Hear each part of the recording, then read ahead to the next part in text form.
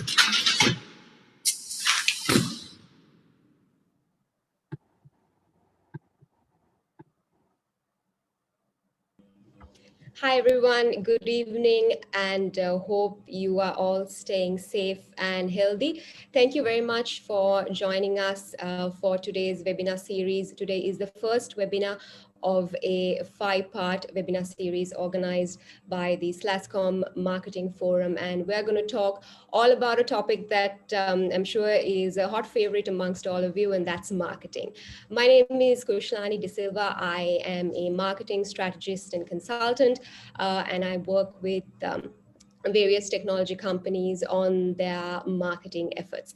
So the last year has definitely thrown a curveball in terms of how, not just how we got about the day-to-day aspects of our business, but particularly around marketing as well.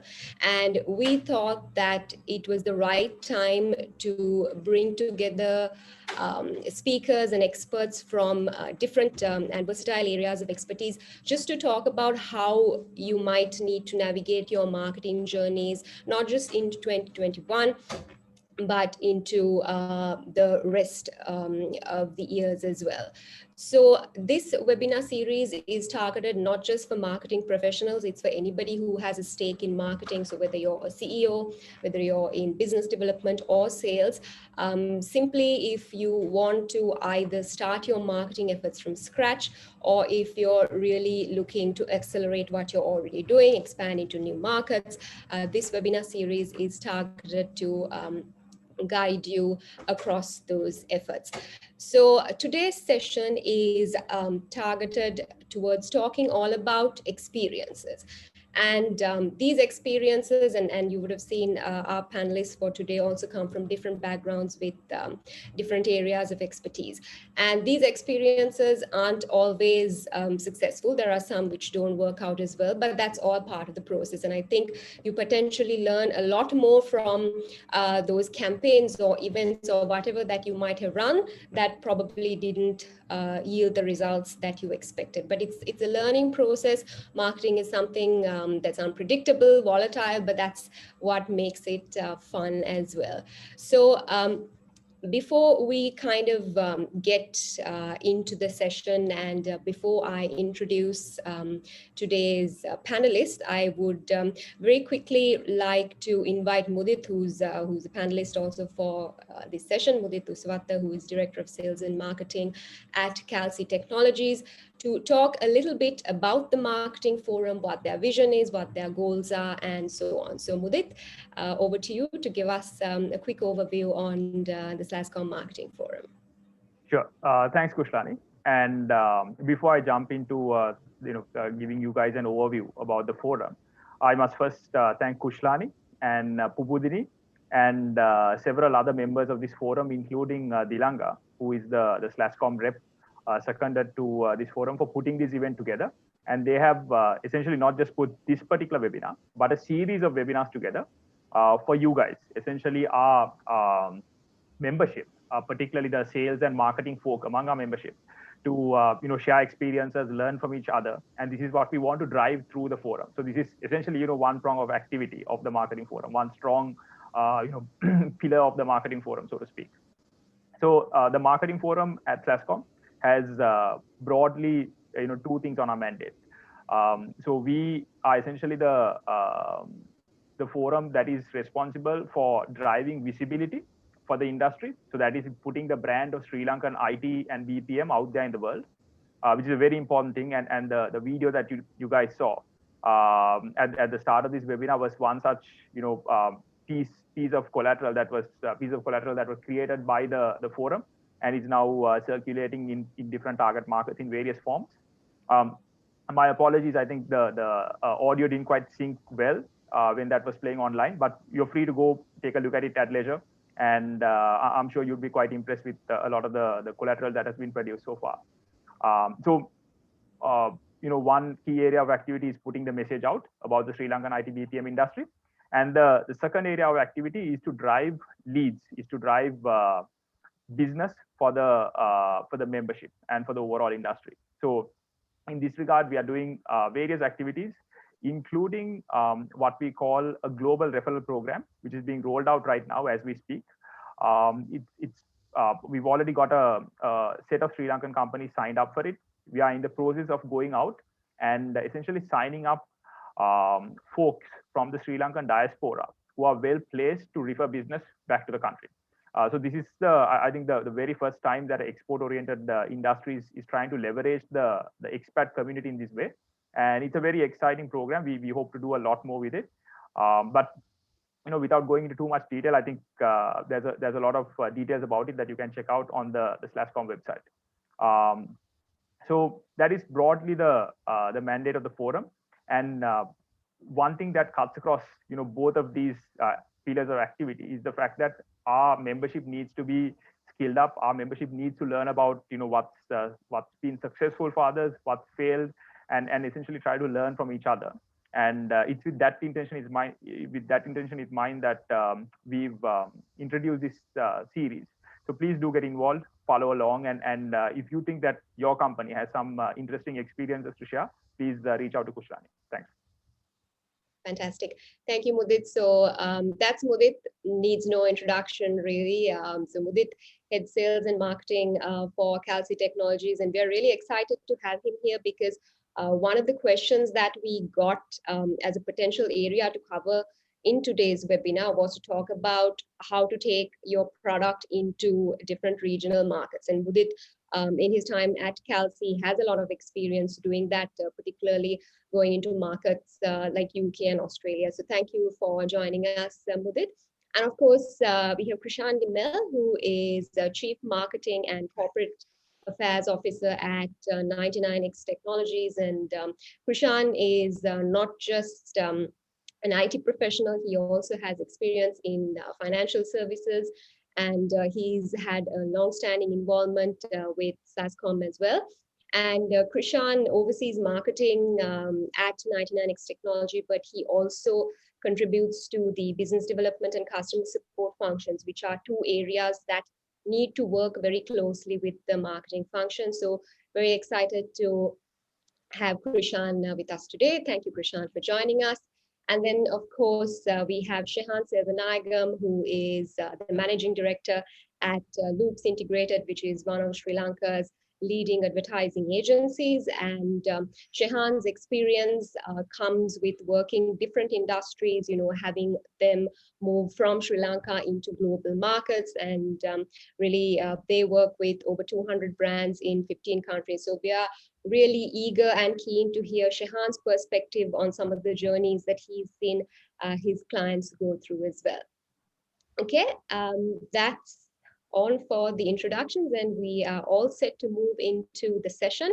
Just a quick note to all of our attendees today: if you have questions, and we sure hope that you brought them along with you for the session, do send them in.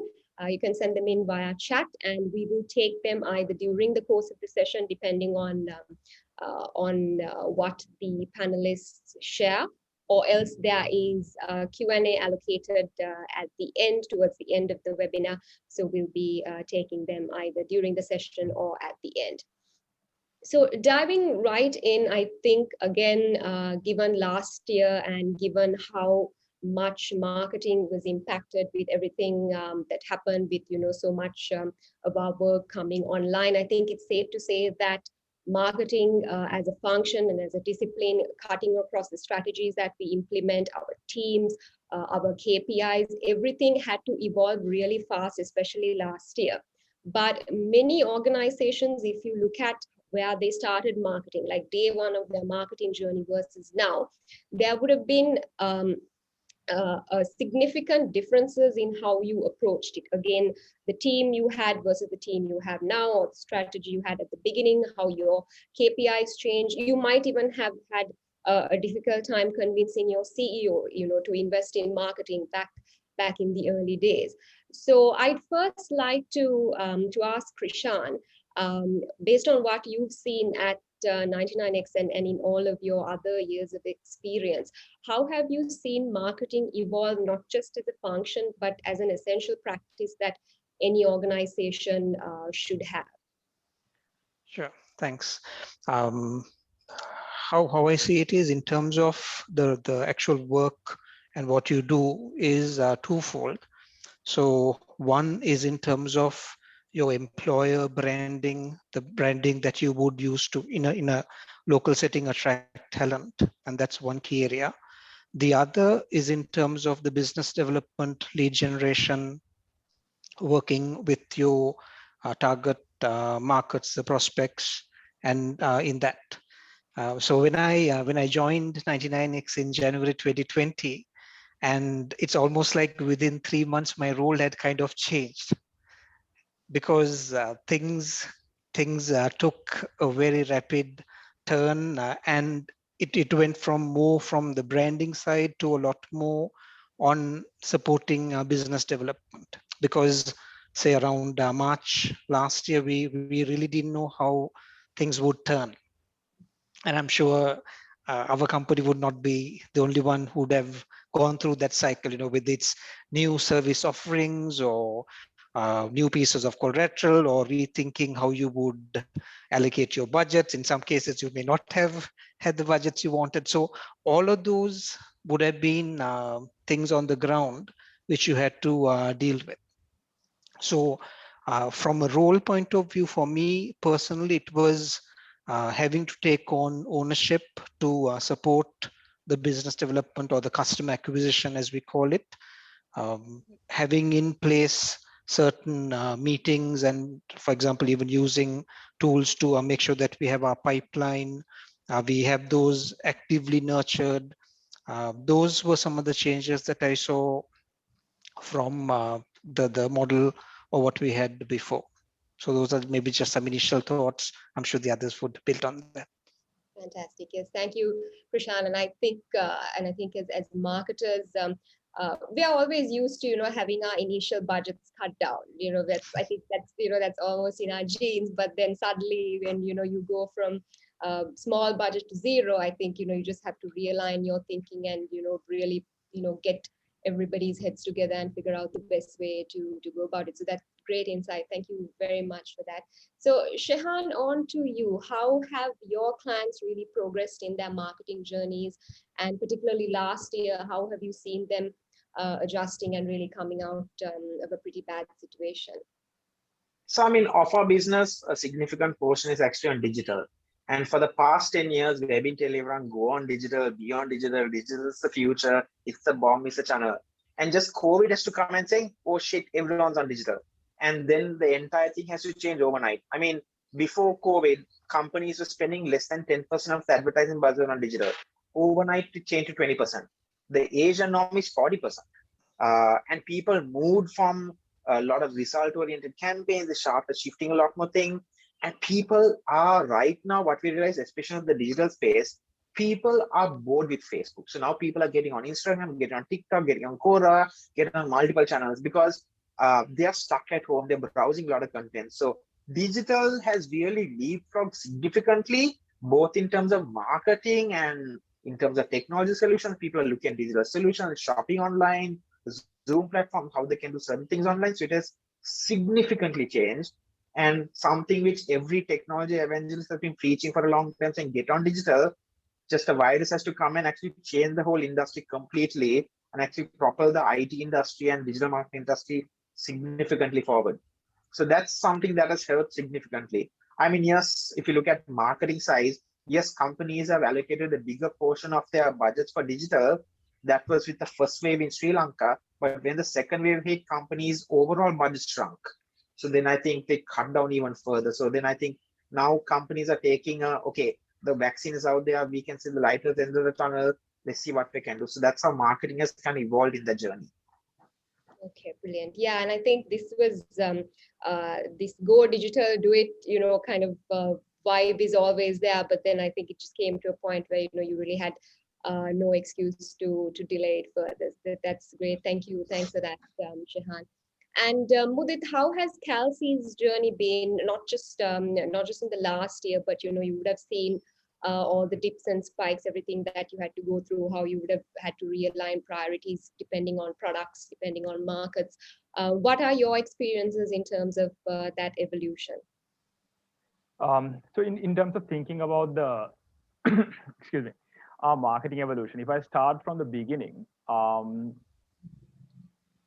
I think it's probably good to perhaps define how we think about marketing versus sales at Kelsey. So we think of marketing as the function that generates leads, and sales as the function that nurtures those leads and converts them. So as Krishan said, we very much think of marketing as a dual function where there is a certain focus on recruiting locally. But I'm going to focus, as when I say marketing, on purely the international sales part of it. So when I came on board, what I realized is that marketing is more, and I'm not a marketer at all. I have absolutely no background in marketing. So my very rudimentary guess was that marketing should be about putting a message out there that interests the end target customer. And what I realized is that it's very hard to interest someone, let's say in US or UK, by reaching out here cold, reaching out from Sri Lanka cold, like a cold call or cold email would probably have very low chance of getting through. So it was all about focusing on what would matter to them. And we realized very quickly that what would matter to them is someone in their own peer group, someone they look at as a peer, a founder or a CEO of a company saying that, this is a great company. I've worked with these guys have delivered great work for me. So initially, in the early days, it was all about trying to leverage the portfolio that we had. And I was really fortunate in the fact that when I walked into Kelsey already had a great pool of customers, great references from Silicon Valley, all kind of coming from Kelsey's legacy, having served that market for a good 10 years before I joined the company. And it was all there. So it was just a matter of kind of polishing it up and presenting it and having those assets in place. And then once the assets were in place, then there was a kind of a tricky period to figure out, okay, well, how do we get the message out there? Because at that time, to be honest, I didn't have much of an idea about how to digitally distribute content. Going, campaigns on FB, LinkedIn weren't the rage. Like they were very much in vogue, but weren't the rage that they are today. And it was all about kind of figuring things out from first principles. So one of the first things we figured was that rather than trying to target people on social media randomly, it makes a lot more sense to go to people via someone they already know. So we came up with this model of working via partners. Those partners being essentially folks in our target markets who are well placed to refer us on to potential target clients, and that worked quite well because it was a warm introduction. Someone they know, someone they trust, referring us on, and passing on our material. So that worked well. But other than that, there was a lot of hits and misses. We did I've done a bunch of random things that didn't work out, bunch of random things that did work out. I have for instance, looked like on LinkedIn. I saw a certain company was visiting Sri Lanka. They happened to be happened to be a company that I was following at the time, and they fit the target profile. I was trying to contact them, and there was absolutely no contact details publicly available anywhere. So I just did a who is search, looked up the person that owned the domain of the company, and emailed that guy. And turns out the guy that owns the domain is the CEO of the company, the global CEO of the company. So he messaged the guy in Sri Lanka and said, go meet this guy because this guy actually looked for me and emailed me. And we actually ended up doing business with them. So I think in terms of lead generation, initially, on day one, you have to be willing to do lots of odd things and see what works. So that would be my experience.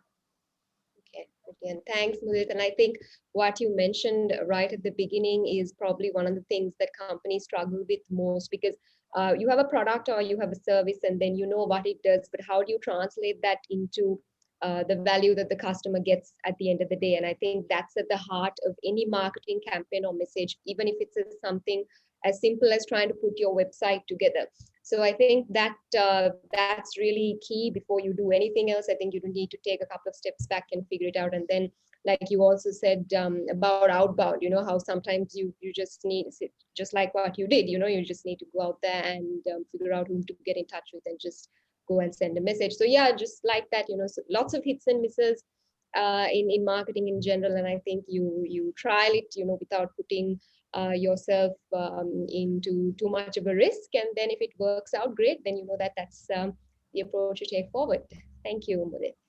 So next up, what I'd like to discuss again, and I mentioned this at the beginning of the session, there was a lot of interest in finding out. So everybody wants to go global, right? And sometimes you might want to do that, obviously, because there are other target markets where your customers are, or you might have found a niche or you figure that, there's a very valid need for your products and services in those markets. But sometimes in this rush to go global, you might make a couple of mistakes. You might not pick the region that is optimal for you, or you might pick a region simply because that's what the competitors are doing. But there are a couple of things which you should potentially avoid, and I think it comes down to a lot of planning and really figuring out what works for you. So Shehan, you work with several global brands, and you would have seen how some of them started and how they really moved on into the right markets and established that global or regional presence that were after. And they would have done it right, and maybe some of them would have got it wrong as well. But for someone who's looking to embark on that sort of journey, what would you recommend, and how would you share some of the experiences that the brands you worked with have taken? So one is like what Mudit mentioned when he ended, is that he looked up a person and he was recorded. So what do we realize? There is no such thing as a wrong answer of actually going overseas. Sometimes the most random approach will actually work and generate you a crazy lead. I mean, I'll give you an example. We were doing some work in Qatar and we were trying to break into the market. And randomly we met one person just as a casual meeting. He said, "Hey, are you free? Can we introduce you to the head of marketing?" I met him and he said, "Can you come in tomorrow?" And I said, "No, I'm having a flight tomorrow." He said, "If you can stay back, I'll make it worth your while." And that turned into a very profitable business for us. Sometimes it's just a random meeting where you can meet in a restaurant, because there was another person we met at a random bar and we were talking and realized he's also from an ad agency. And we tried to exchange contacts and we're doing some work together. So sometimes the most random thing can actually work. If you try to define, I mean, yes, you can do the entire planning and all that, which is actually good. But what I learned that works the most is a connection.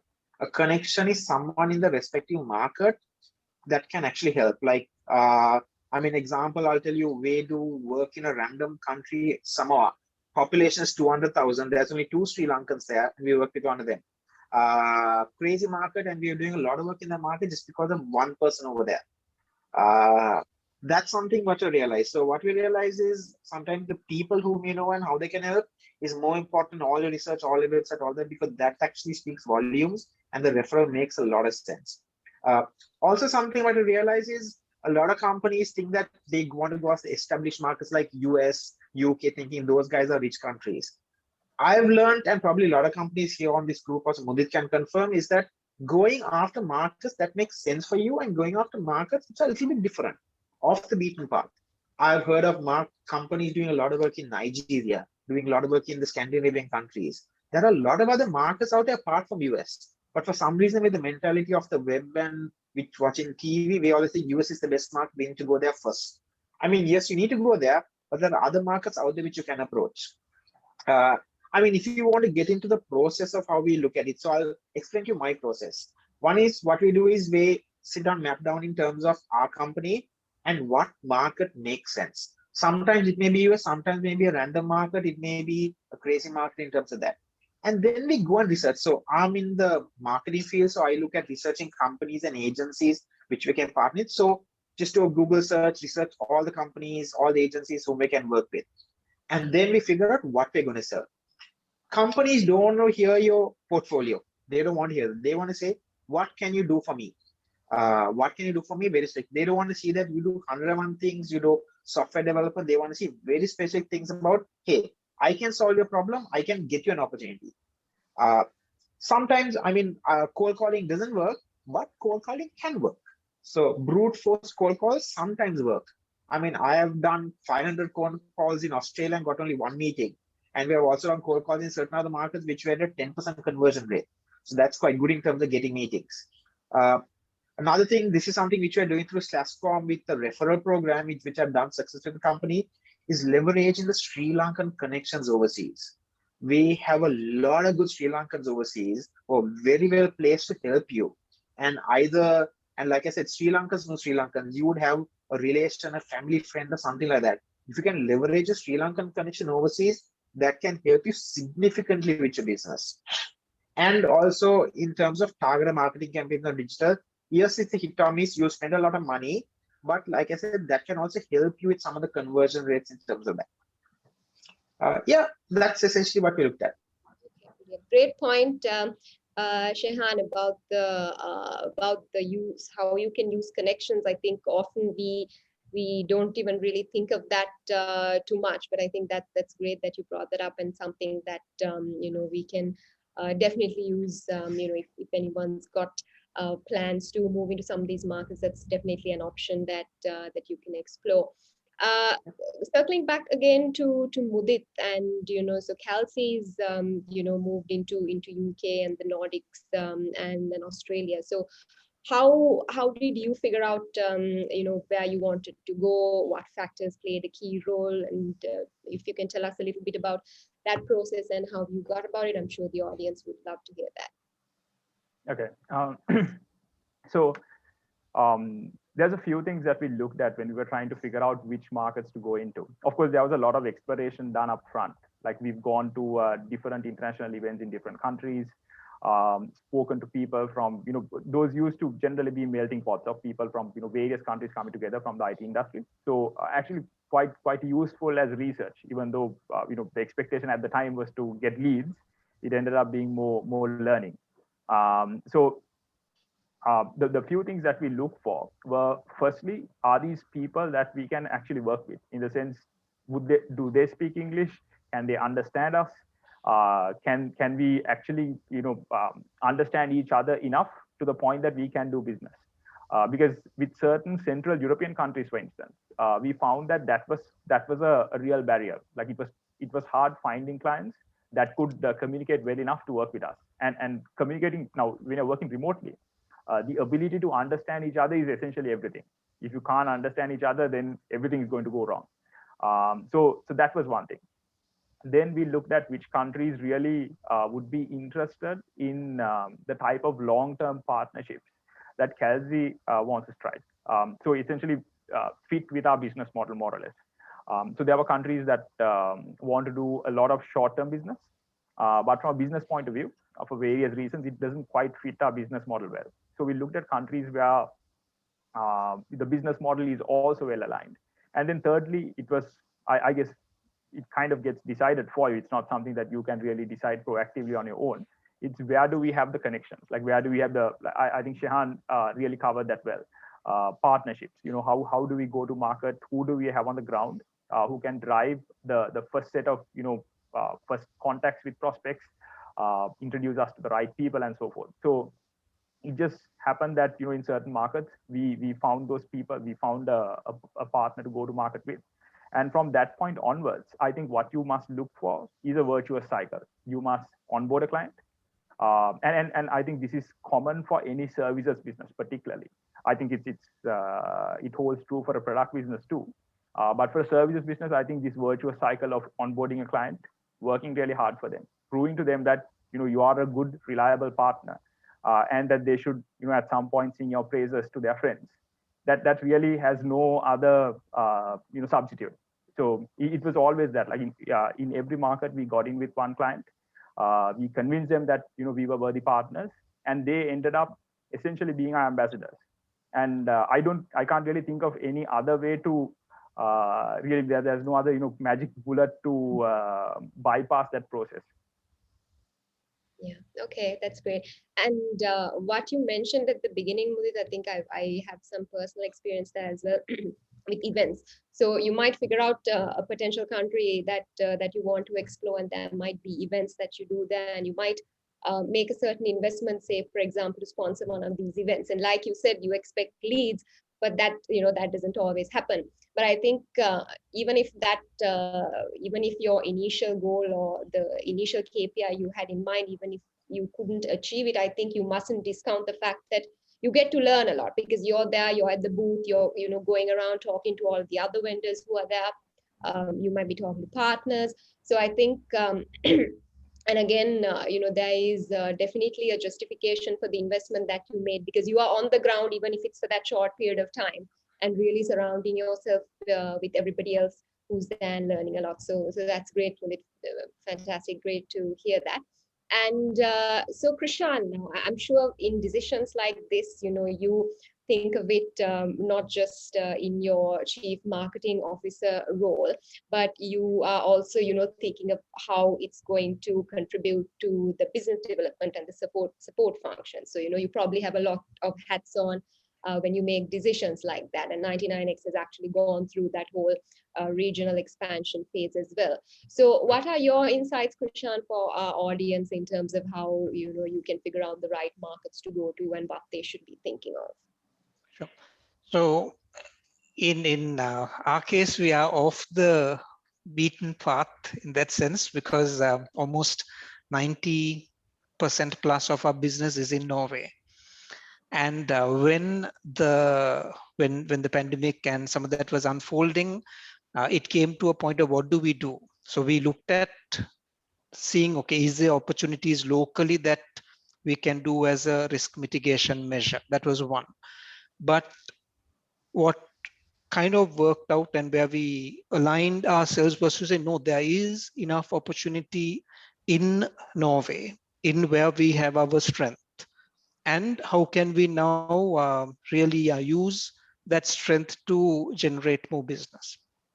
So that was what we chose, as opposed to looking at an alternate market and diluting some of our efforts, right?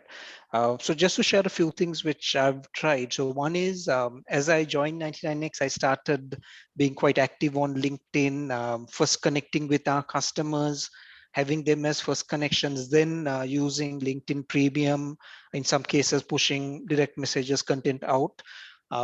Norway is a very high trust culture. So customers were very quick to accept and engage, but uh, others really weren't.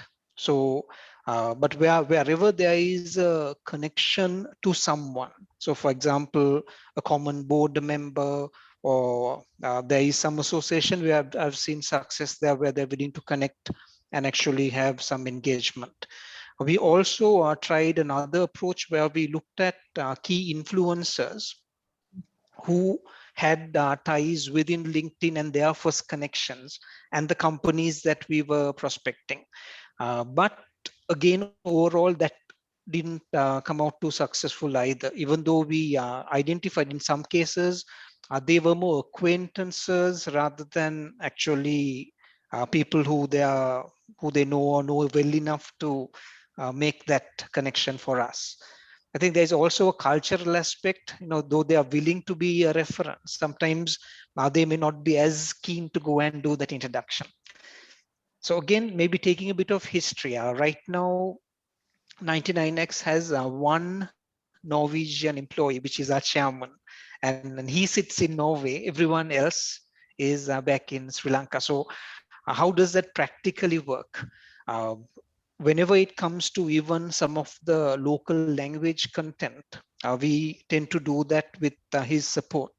But this year we have seen we need to do a lot more in native Norwegian content as well. So for that, we are like engaging with a small agency who will do that level of support, because within the company we don't have that expertise. So we have to outsource some of that and have that in place.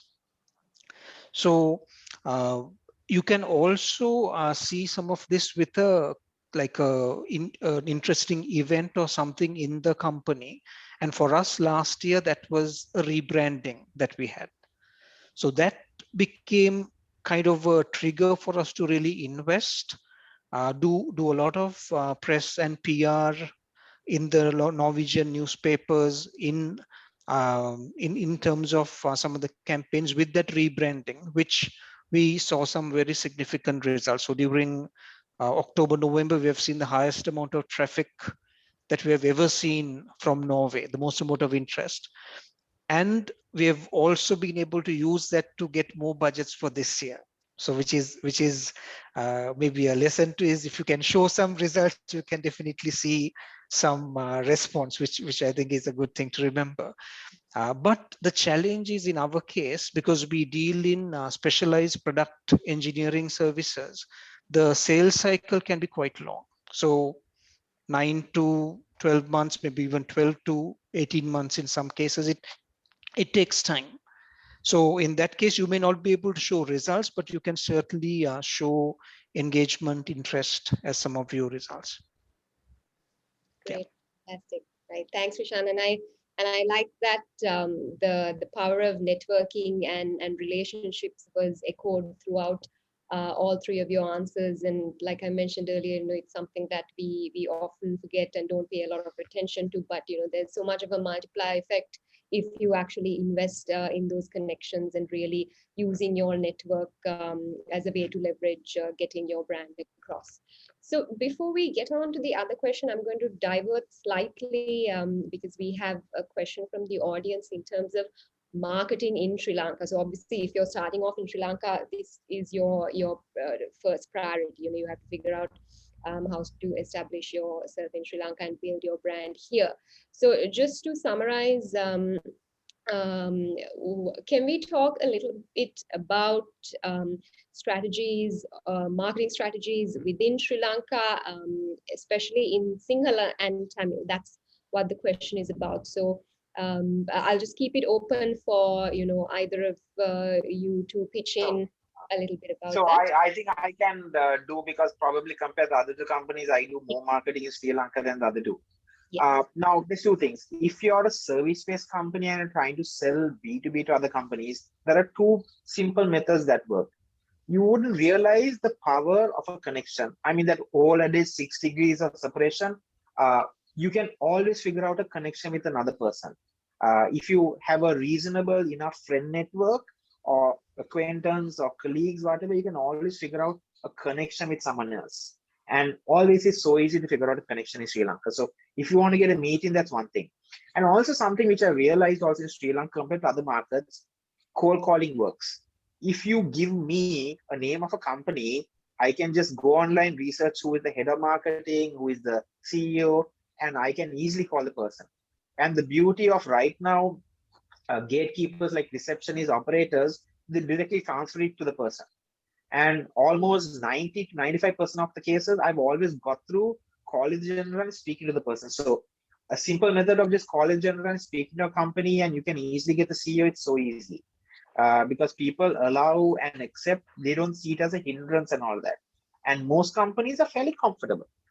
If you're marketing Sri Lanka as a service company, you don't need to be Sinhalese, English. It doesn't have to be whatever language. If you're in the service sector, generally English makes a lot of sense, obviously. I mean, if you're looking at Sinhalese and Tamil, I'm guessing you're slightly more as a B2C type of marketing, which is a totally different field altogether. When you go to products and all that, it's a totally different field. I hope I answered some of the part of the question what the guy was asking for. I have one thought about this on this topic. As Shehan said, it's I guess not really mine or Krishan's area. I think if someone on this webinar is thinking of starting off in Sri Lanka, using Sri Lanka as a launch pad and then expanding to the rest of the world, what I've seen from personal experience is that it's very hard for especially a services company to start off focusing on Sri Lanka and then later branch out, unless your service is very unique. If you are in like something fairly commoditized, like digital marketing, software development, things like that, it's going to be very hard to go to the overseas markets later, simply because if you started from Sri Lanka on day one, your staff, your culture, your costs, everything would be set up for the Sri Lankan market. And that's going to be a real hurdle when you try to look overseas. And even from just off the top of my head, if I just completely go by anecdotes, I can't really think of too many companies that have managed to do that jump successfully. So I think if you're really looking to go overseas as an IT company, as an IT product or services company, you should just start off targeting overseas customers from day one. Exactly, Mudit. A lot of companies say that we are going to do Sri Lanka as a test market and all of that. It doesn't really work. Okay, awesome. Thanks, Sanamali. I hope that that answered your question. So now budgets is something that kept coming up during the course of today's discussion.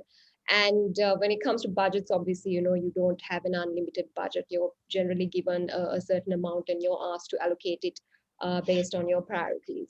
So I'd like to talk a little bit about how you prioritize investments and where you figure out how you're going to allocate those budgets, and also to touch a little bit about teams, because the team who's carrying out your marketing, I mean, obviously you get support from the other teams as well, but that core marketing team is very important, because that is essentially the engine that makes sure that everything is running smoothly. So I'm just going to go on to Krishan, for your insight in terms of budgets and investments and hires, because you work with a multidimensional team as well. So how has that worked for you? What insights and expertise do you have to share? Sure. If you take each company, it's a journey. So it depends where you are. Now, in my case, I have a team of 5 who work with me, and that in that team, so there is content experience, managing the website, social media.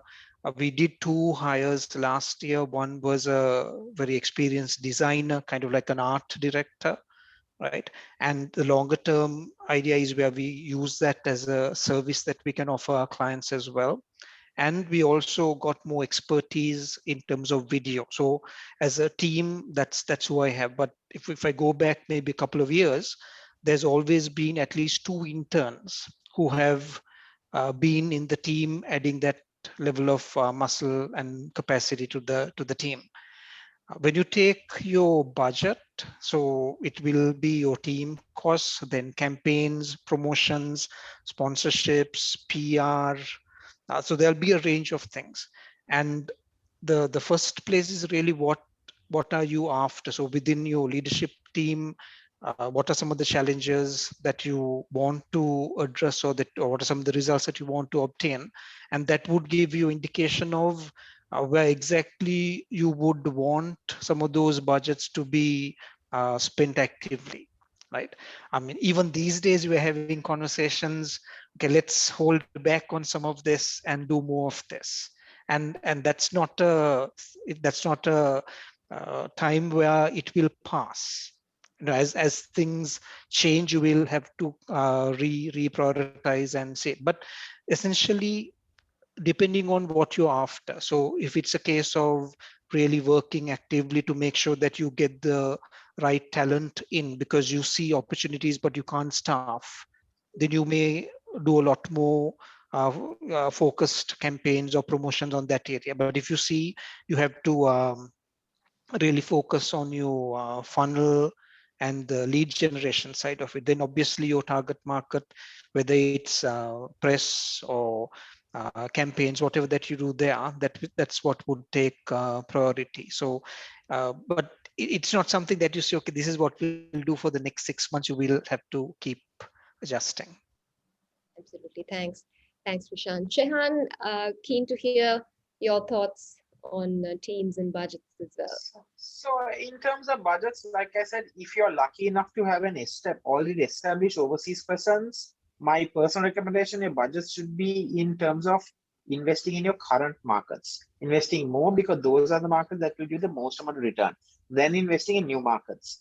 The beauty of COVID, I mean, the only advantage is, I mean, sad that I'm not been a plane in about 1.5 years. The fact that there is no overseas travel. When there's no overseas travel, you have actually a significant better budget, which you can actually pool into marketing. So companies can do that. Another advantage of actually COVID is that it becomes an international leveling playing field. I mean, example for us, if there's a client, even if they were to get a company working with them in their own market, say Australia, to still be on a Zoom call, would be remote working, all working from home. And there's no difference, remote working from their home country, home city, or remote working all from Sri Lanka. So actually, we become a completely level playing field. So that's the advantage where markets like Asia and Sri Lanka, which has both quality and cost advantages, can start competing on a global scale, because for a person sitting out of a developed market, it automatically becomes a complete level playing field. Uh, Obviously, in terms of overseas market, something if you're trying to go overseas, I mean, this is just a very simple thing is try and hire a person who's native to that country. Don't always get a Sri Lankan person over there because always sometimes you're seen as an outsider. It's a very simple thing, but it's worked for us very brilliantly. Getting a local in that market who speaks the language, understands the market, looks like them can actually be a significant level playing field in terms of that. And like I said, we just pick markets where we have a strong local connection or someone who can introduce us. We don't just randomly pick a market by looking at it on a map and all of that. We pick markets where we have a connection. Okay, interesting, great. Thank you, Shehan. Mudit, what are your thoughts? I'm sure you have, like a multifunctional marketing team at Kelsey as well, employed in some capacities, whether they are full-time or kind of part-time. But what are your thoughts on investments and hires and how you can prioritize? So I guess the question is essentially about teams and tools, right? So the thing is, I'm personally still kind of figuring out both. And on the tools front, I think I'd probably defer to you. I think Kushlani would probably be able to give you guys better info on the tools. And the tools are fairly well known. That's the thing. I think it's all about what's a good fit for you at your stage or whatever situation your company is in. On the teams front, I think now Shehan mentioned some very valid points about the budget. I would kind of take a step back and look at this at a slightly higher level. And this is what I would say about marketing and sales and marketing and sales in general, because I kind of always tend to think of both together rather than as very separate disjointed functions. So what I think people really need to realize about marketing and sales is that these are job functions that have a fairly high compounding effect. What I mean by that is, let me explain it this way. So a bad sales guy makes zero revenue for you. A decent sales guy would make a little bit of revenue for you. A brilliant sales guy would make 100 times the revenue of the decent guy. So the outputs are vastly varied. So it's essentially one of those areas where you have a Pareto distribution, meaning that the top 20% produce 80% of the results. So this 80-20 law applies very strongly to things like sales, things like marketing. Take, for instance, like a random industry like diamonds. De Beers, a global monopoly that has persisted for decades, built a complete industry out of a non-rare entity, is built on marketing. The person that came up with that first tagline, diamonds are forever and diamonds are a girl's best friend, has produced billions for De Beers in value. And the same would go for like a lot of salespeople who have driven companies up single-handedly. So I think people should really think about that concept hard. So it really makes sense to go for the extremely best talent that you can find. How do you find that talent? That's something that I'm still thinking through. And incidentally, like for all the marketing and sales people on this call, like if you want to bargain your salary up, this is the argument you should use. It's not anything else. This is the argument. So in terms of like going out and hiring these people, I have tried like various tactics in the Sri Lankan market. And what I have at this point, I have like enough data to have a hunch. I don't really have a theory yet. My hunch is that it's very hard to find these people at very early stage. Essentially, people who are fresh into the market because they are a little bit too raw.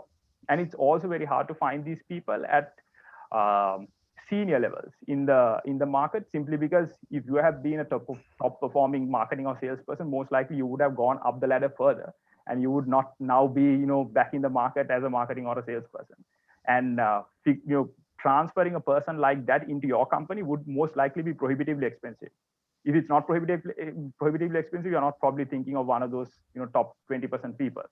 So I think the probably the most viable way to bring people like that into your company is to find people who have just gone beyond that first threshold of being a complete fresher, like work for someone for a few years, figured out a few things on their own, have the basic skill set that you need to succeed in international sales and marketing, and bring them in and groom them. So it's very much a investment on the part of the company as well to groom that person, give them increasingly harder challenges, harder problems to solve over time, and stay the course with them, because they will most likely fault at a few points. So if you kind of lose pull out your investment in them at that point, then you kind of lose out on all the sunk investment that's already in there. So I think that's really the way to go with teams, and that's my thought on this. Okay, brilliant. Thanks, Mudit. That was very insightful. And I think on the topic of tools, something that I've seen, before in my experience and what I'm seeing now is, I think your MarTech stack really goes a long way in determining how efficient your marketing operation is. And thankfully, even if you're a one-man marketing team, I think if you have the right set of tools on board, there's so much you can do with it. And again, thankfully, lots of these tools are available either for free, and then you have paid versions which are still within a decent amount. I mean, if you take social media, there's hundreds of social media scheduling tools, and some of them have the features of the bigger guys like the Hootsuites and the Sprout Socials, but they don't cost you as much. I mean, you want something that will help you schedule the posts, give you the statistics.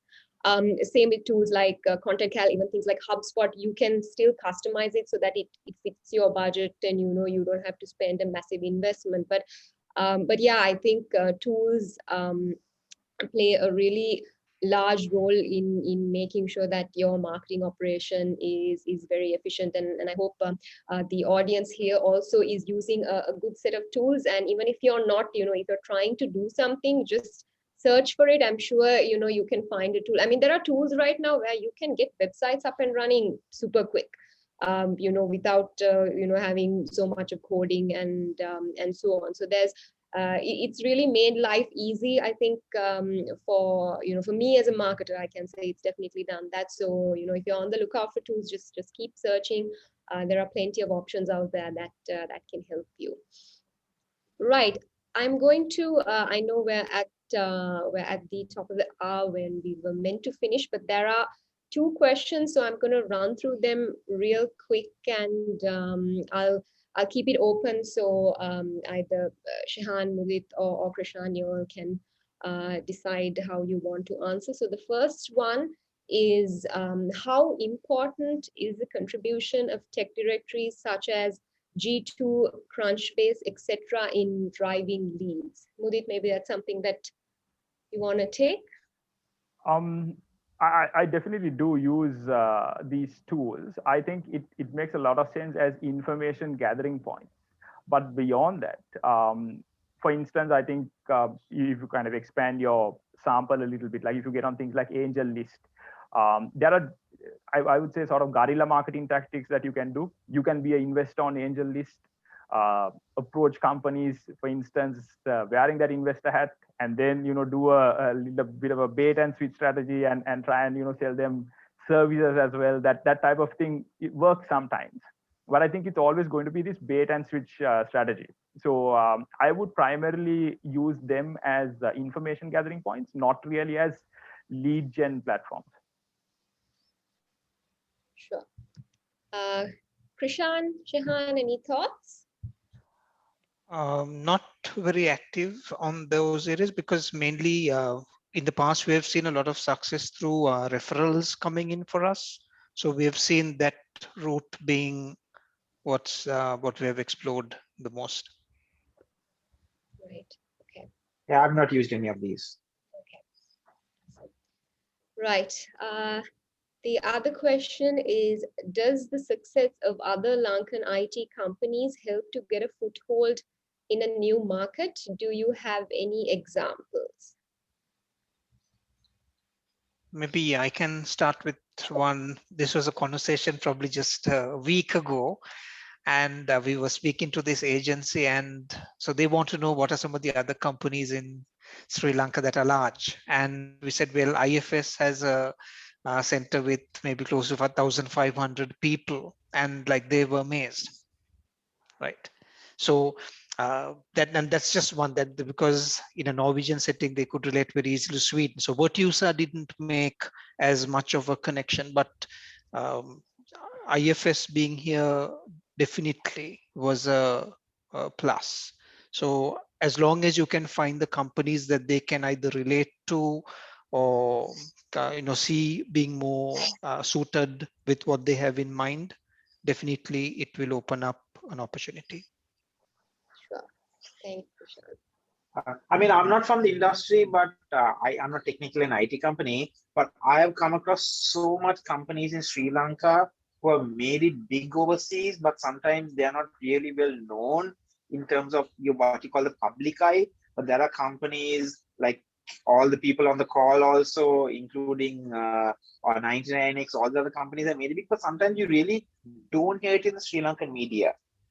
Maybe that's what you need to look at, because a lot of the companies I've met a company doing tech solutions, and yeah, in US they have named a tech innovation room Sri Lanka because they think the Sri Lankans are so innovative. And there's a lot of good case studies from Sri Lanka companies who have made it global. And if you all were there at the start of the call, the first video what /com IOI does, Island of Ingenuity, kind of highlights really the success stories of a lot of the Sri Lankan companies that made it globally. I think if we put our /com hats on for a minute, this really is a excellent question actually, Dino.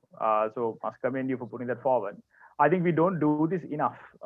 There is now in practically every market that a company nowadays would want to go into, there would be a Sri Lankan company that has already gone in and done well. Like for instance, in UK, if someone's thinking of is Sri Lanka really a place for IT, just tell them that their stock exchange is powered by a Sri Lankan company and show them Millennium IT. So I think this really needs to be the way that people start conversations instead of a second thought. And I think one thing, even within the marketing forum that we're trying to do, is get companies to share this info, these success stories more openly, because I think it creates this kind of positive feedback loop for everyone. We all succeed as an industry by creating more visibility for each other, essentially. Yeah. Right. Thanks, Dino, for that question. I think that brought up some really important and valid points that was definitely a good takeaway for today's audience, I think. So that's about all the questions that we have, and I think we've managed to finish in good time, just 5 minutes over. So I'd like to take this opportunity to thank Mudit, Krishan, and Shahan for joining us today. It was a very fruitful conversation. Lots of great insight, experiences that you all have gone through personally, and I'm sure the audience would have walked away with a lot of things that they want to try out and get their marketing journeys as well. So as we mentioned at the beginning of the session, this is a 5-part webinar series. So we've got 4 other webinars coming up over the next couple of weeks. In fact, the next one takes place on the 2nd of March. And that's on building brands that customers love, which is something that I'm sure you're very interested in knowing about as well, because everything that's the heart of your whole marketing journey, figuring out what your brand value and purpose is and how you translate that to your target audience. So do join us. We'll have the registration links for the rest of the webinars up shortly as well, but we'll be sure to drop you an update once the links are available for the rest of the session as well. So I'd like to thank everyone for joining in and participating and making this an interactive conversation. That was our hope as well. That's why we wanted to do it in the form of a panel discussion as well, simply so that there's a lot more room for us to have a conversation around these topics. So thank you for attending the session. Thank you to our presenters today, to Pubudini and Dilanga, for all your help in getting the sessions organized. And I hope to see you all again on the next session. Thanks very much and have a good night. Thank you. Okay. Thank you. Good night.